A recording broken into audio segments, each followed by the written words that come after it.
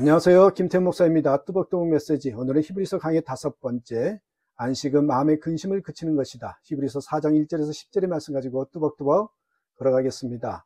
오늘 본문의 주제는 안식입니다. 1절, 하나님께서 주시는 안식에 들어가리라. 3절, 우리는 안식에 들어갈 것입니다. 안식은 당시 성도들이 얼마나 갈망하던 것인지 모릅니다. 예수님을 믿고서 유대 공동체로부터 완전히 추방당했고 생업도 박탈당하여 인생 밑바닥 생활을 하게 되었고 사람들로부터 조소와 멸시를 받았지요. 그것도 잠깐 1, 2년 정도만 지속되다가 끝나는 것이 아니라 앞으로 몇 년 동안이나 더 그런 생활을 해야 되는지 예측할 수 없는 절망적인 상황에서 안식이란 너무나도 갈급한 것이었습니다. 히브리서 기자는 핍박당하는 당시 성도들에게 영원한 안식의 소망이 있음을 전하고 있습니다. 요한계시록 14장 13절에 주 안에서 죽는 자들은 복이 있도다 하시매 성령이 가라사대 그러하다. 저희 수고를 그치고 쉬리니 이는 저희의 행한 일이 따름이라 하시리니. 그런데 이 놀라운 천국 축복, 놀라운 안식을 포기하고 예수님을 떠난 이들이 생겨났습니다. 11절. 그러므로 우리는 이 안식에 들어가기를 힘씁시다. 아무도 그와 같은 불순종의 본을 따르다가 떨어져 나가는 일이 없도록 해야 하겠습니다. 도대체 어떤 사람이 이런 바보 같은 일을 한단 말입니까? 신비적이고 구름 잡는 것 같은 천국 소망 같은 말하지 않고 이 세상에서나 고생하지 않게 해달라는 그런 사람들이겠죠. 천국 소망이 아니라 이 세상에서 고생 없게 해달라고. 하나님이 정말 영원한 안식을 줄 수 있다면 당장 제рем에 오셔서 핍박하는 자들을 심판할 수 없느냐는 말입니다. 기가 막힌 일이 아닐 수 없습니다. 히브리서 기자는 이들에게 출애굽했던 이스라엘 백성들 이야기를 하죠. 오늘 본문에 그들이라고 언급한 것은 바로 출애굽 당시 이스라엘 백성을 말합니다. 그들은 안식에 대한 기쁜 소식을 먼저 들은 사람이었지만 불순종하여 안식의 복을 잃어버린 사람들이죠.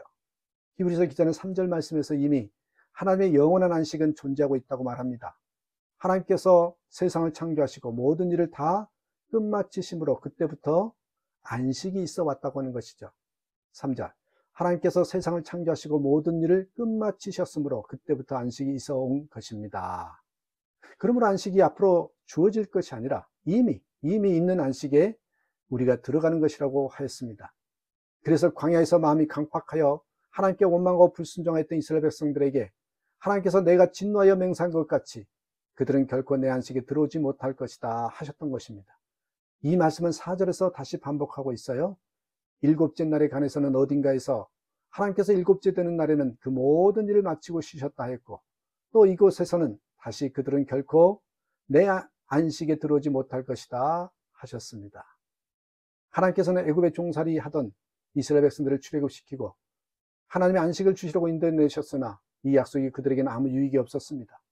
그들이 광야에서 겪는 현실이 어렵다고 안식의 약속을 내동댕이 친 것입니다. 아, 힘들어, 목마르다, 고기 먹고 싶다. 차라리 애굽에 그냥 있었으면 좋았을 뻔했다고. 괜히 불러내 고생만 시키거나 차라리 죽는 것이 낫겠다고. 이렇게 불평원망하다가 광야에서 다 죽었지요. 안식에 대한 놀라운 말씀을 듣고도 믿음으로 붙잡지 않으니 현실의 어려움을 이길 수 없었던 것이죠. 히브리서 기자는 초대교회 성도들에게 힘들고 어렵다고 이스라엘 백성들처럼 되면 안 된다고 말씀하고 있는 것입니다. 그러면 하나님께서는 왜 당장 안식을 주시지 않으시는 것일까요? 그 질문에 대하여 생각해 보아야 할 것입니다. 현실에 안식을 주지 못하시면서 앞으로 천국 소망이 있다는 것은 단지 환상은 아닐까요? 그렇지 않습니다. 하나님께서 성도의 권한을 아시지만 당장 핍박하는 자들 심판하지 않으시는 너무나 분명한 이유가 있지요. 예수님의 재림이 왜 늦어지는 것일까요? 베드로서의 답이 나오잖아요. 베드로전서 3장 9절에 주의 약속은 어떤 이에 더디다고 생각하는 것 같이 더딘 것이 아니라 오직 너희를 대하여 오래 참으사 아무도 멸망하지 않고 다 회개하기에 이르기를 원하시느니라. 하나님의 대답은 아직도 구원해야 할 사람이 있기 때문이라는 것입니다. 그렇습니다. 복음이 땅끝까지 모든 족속에게 전해지기까지 마귀의 역사를 허락하고 계신 것입니다. 요한계시록 12장 12절에 마귀가 자기의 때가 얼마 남지 않은 줄을 알므로 크게 분내어. 마귀의 역사를 당장 심판하면 그때까지 구원받은 사람들은 좋겠지만 아직 복음을 듣지 못한 사람들은 어떻게 합니까? 우리도 때로 힘들고 어려울 때 주여 어서 오시옵소서 할 때가 있습니다. 지금 주님의 재림 하신다면 구원받지 못한 이들이 어떻게 됩니까? 알고 보면 당시 로마 성도들의 핍박당하는 상황이 너무나 비참하였지만 주님이 재림하셔서 일거에 해결하지 않으신 이유는 저와 여러분 때문이기도 한 것입니다. 하나님의 안식은 이미 존재합니다. 그러나 인간이 죄를 짓고 마귀의 종노릇 하면서 수고와 고통 가운데서 사는 것이죠. 그러나 우리가 예수님을 믿으며 우리는 하나님의 안식을 다시 누리게 됩니다. 10절 하나님께서 주신 안식에 들어갈 사람은 하나님이 자기를 마치고 쉬신 것 같이 그 사람도 자기를 마치고 쉬는 것입니다.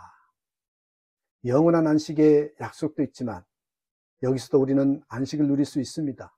히브리서 4장 9절에 그러니 하나님의 백성에게는 안식하는 일이 아직 남아 있습니다. 그러므로 이 세상에서의 고난으로 인하여 시험 들지 말고 세상에서의 거짓 평안에 속지 않아야 합니다. 그렇지 않으면 가나안 땅에 들어가지 못하고 광야에서 죽어간 이스라엘 백성들처럼 되는 것입니다. 11절 그러므로 우리는 이 안식에 들어가기를 힘씁시다. 아무도 그와 같은 불순종의 본을 따르다가 떨어져 나가는 일이 없도록 해야 하겠습니다.